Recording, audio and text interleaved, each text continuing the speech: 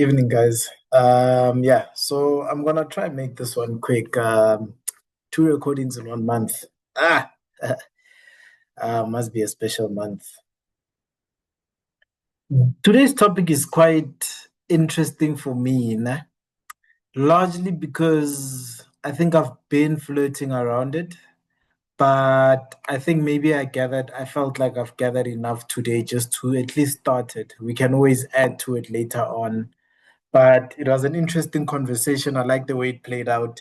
And so I decided to just put it out there. So a friend put up a status, shout out Christopher,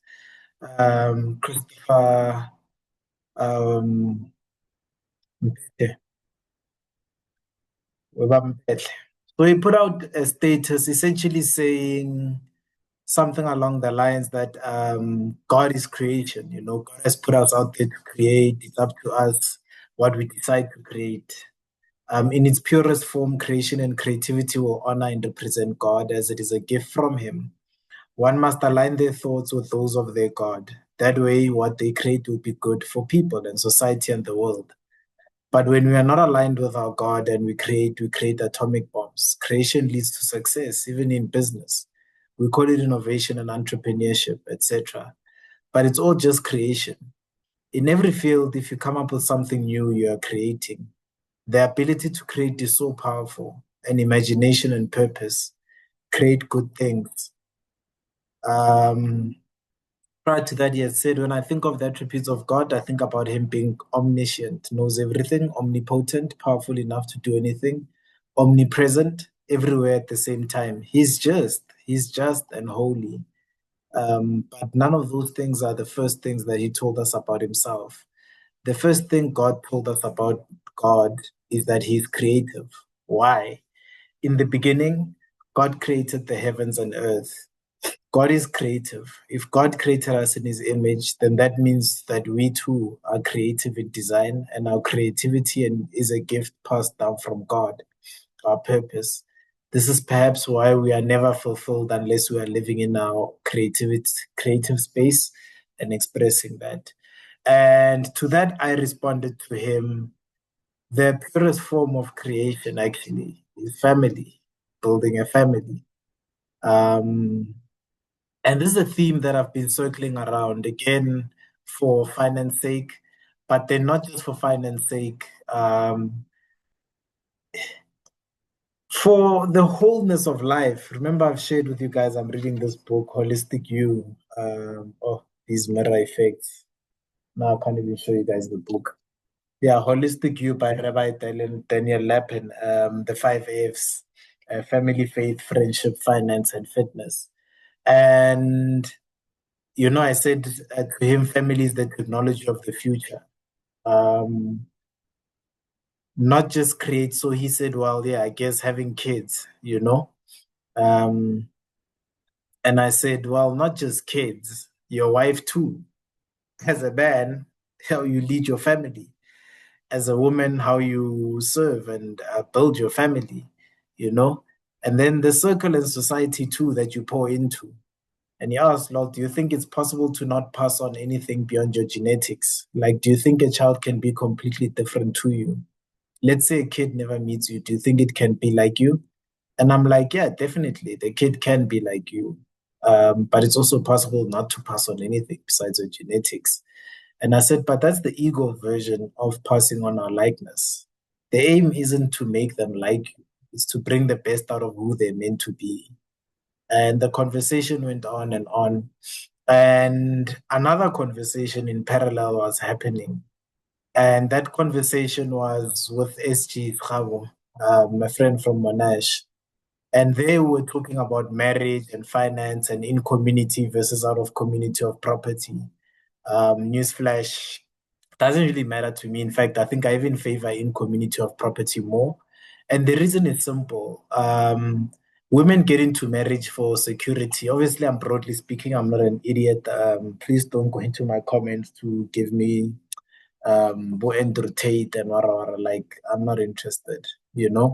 But the essence was as a man, you come in to protect and provide, and a woman wants security from you. And what I've learned is or it was from a radio station that a radio show that Oanele, I think, held, where she essentially was having a conversation where the woman is saying she's married out of community of property, but she feels as if she belongs on the title deed. You know, we've been married for a while now, and I think it's about time that I'm on the title deed.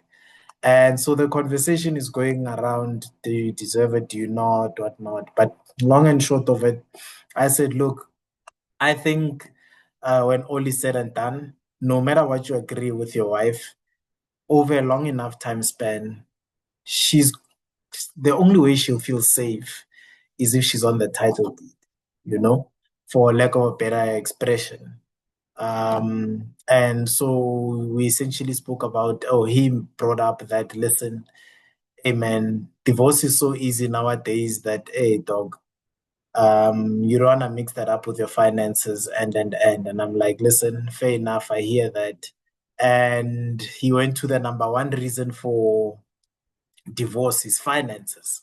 And that's why I wanna take this talk, or at least this 2, 3 minute snippet. And I said to him that, nah, I don't think marriage was broken by finances. And that was very key for me. The number one reason for divorce may be finances, at least as far as statistics are concerned. But it creates the implication that finances is what broke marriage. Because what immediately came to mind for me was our parents never really had the opportunities and money that we have. And they still have led long lasting marriages.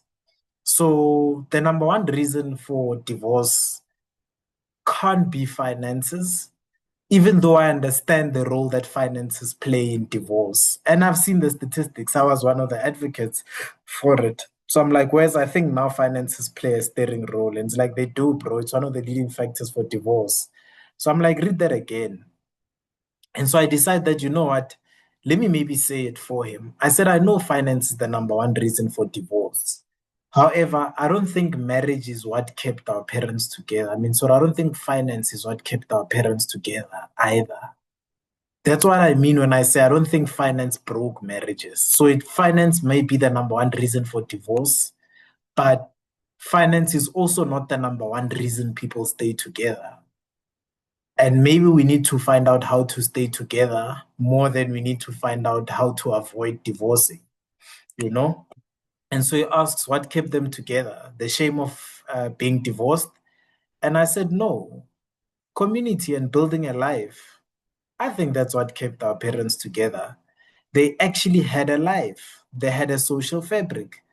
Nowadays, it's just me and my wife, you know? And he asked, what's stopping us from having that? And I said, urban design. There's no community purpose. We live in pigeonholes, you know? There's no one that would stop a burglar breaking into your house because it's me, myself, and I. The following day, nobody would come up to come and check if you're okay or if you need any help or, you know, give some form of a description. Like it's almost as if you don't want to intrude into people's lives, you know? And I said, and that's the hardest part. For me, the easier part or the low hanging parts of community, it's not that somebody will tell you if somebody breaks into your house. I think that's the more confrontational stuff. When I talk about community, I'm talking about random kids that look up to you and appreciate your 50 cents or 1 rand. Like when you walk back from work, do you remember that old gentleman that would walk down the street and you'd stop playing soccer because shying a ball or he participates and shows you his old skills and you know, you just have a laugh. Ukuthi, Grootman, you can see he knows a thing or two, but you know, you don't want to make him dirty. Or the kids that when you drive past with your car, to them it's the best thing they've ever seen. You know, um, kids that stop you randomly and call you uncle. You know, when they're playing soccer. People that treat you like the most successful thing ever. And I said those sort of things, the social fabric for your wife. You know, the circle of friends that she gets to share ideas how to stretch the budget, how to mend clothes, how to make better kids' lunches, how to even love you better, you know? that community fabric that basically makes life a lot more bearable, a lot more worth living. And I said, so all of those things have disappeared, and now it's just you and your person every day, 24/7. Like everything that they have wrong at work or in the world, they bring to you, and vice versa. Every form of inspiration. Even church, you guys go together, you tithe, you come back. There's no sense of this week uzobheka abhekele isonto lonke, bake for the whole church. That's the translation. And basically be part of a community, like literally invest in an ecosystem. And so when all of that happens, all of your needs then end up needing to be balanced by your bank balances. Everything that you could ever want, your fulfillment, your fun, your belonging, your sense of faith for that matter, if that's what you're tithing, seeing friends, going out for lunches, you name it. All of it just end up getting balanced by your bank balance. And when the bank balance is not enough, we then say the number one reason for divorce is finance. And for me, that's a sad state of affairs because actually, the number one reason for divorce is not finance, it's lack of community. The number one reason for staying married is society and community. The fact that you get to build a fabric around you guys, that you can be part of an ecosystem that you play an important role in. You can have your purpose fulfilled in it, you know? So that's my 2 cents take. And I'll close on one of the beautiful stories that I witnessed over the past week. My uncle passed away, and it was a surreal moment because he felt so young.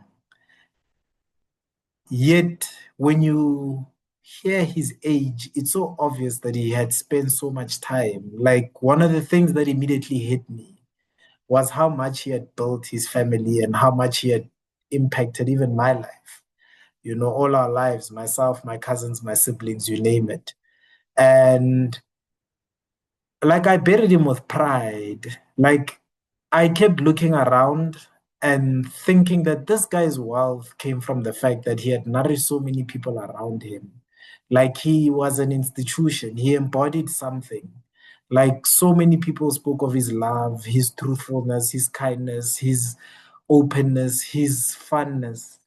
Um, I was there every day, Iggy and Lineake and or at his house, and people just like would always be there. And you would tell that you're burying someone that meant something to society and to the community. And I was just in awe of how you're able to build a life. We find everything so expensive. A home is so expensive. Raising kids is so expensive. He had 4 kids you know how do you do that in the times that they grew up in? The work that he did, he was a teacher, but before he was a teacher he worked in a factory that essentially made, I think, first calculators, and then there was a cleaning Dunlop. I think Dunlop, oh dear lord, I'll butcher the thing. And I was supposed to read the butchery, but like it was humble beginnings and a humble life all around, but you'd swear this man was the wealthiest man around. And I think I look at that and I think we're getting it all wrong. Like, we're right to be afraid to start families and build homes because factually we don't have the money to do it. But that's also the reason to do it and build community, because it's not the money that's going to all of a sudden be enough to do it. It's not the money that's going to solve the problems that you're supposed to have or the problems that you'll have when you have a family, when you're building a family. And I think when I look at that, when I look at the conversations that we're having, I can't help but say that technology, the next technology, the future technology is family. The roles that it requires of you, the ways in which it helps you navigate your finances, navigate your priorities. I think I'd be amiss if I didn't mention that and say plug into community, plug into people that you care about, plug into causes that you care about. Don't allow yourself to be pigeonholed to sit inside a whatever 9 by 6 square meter apartment and call that a life, call that building. It's not life. Plug into all those other things. Don't live with headphones on at the gym, at work, in your car, in your own little world. connect with people, build fabrics of society, build alliances, build people that you share with, and you'll find that you're a lot richer than any amount of money that you could make from some of the investments that we talk about. I'm Tim and Mo. This wasn't supposed to be a long recording. And yeah, see you on the flip side. Cheers.